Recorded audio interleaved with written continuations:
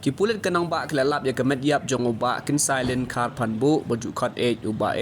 ba syong basa halu mau ba blok lai apal chelong Napoh ke Jingkieng Umshyrp ha kesngi baat la pampen kemau ba te urang ba ula ja na layeng ha ka sitrik leber hajar pusau nadu ke pol khat we bejemen step pat shim lawan pai yang shu setia hadu kene kesngi halo kene jingja jong ne urang ba bat ya mobile number kendai sau not online pra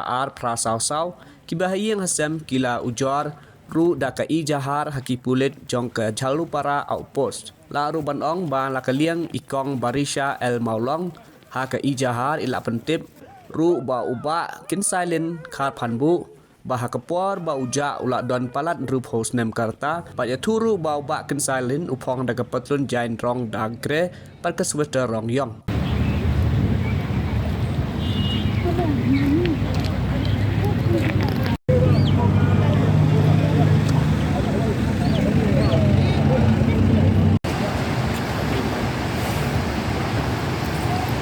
Okay, have you stay nang nem like.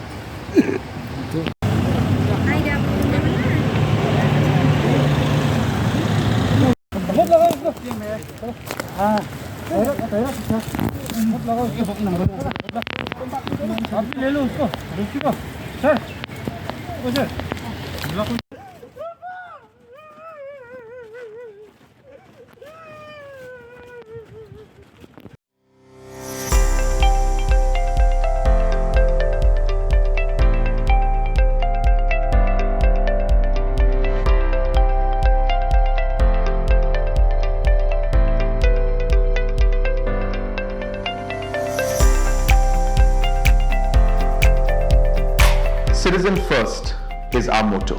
We believe that our citizens need to be connected with government for faster and efficient service delivery. I am happy to announce that we are coming up with a dedicated CM helpline call center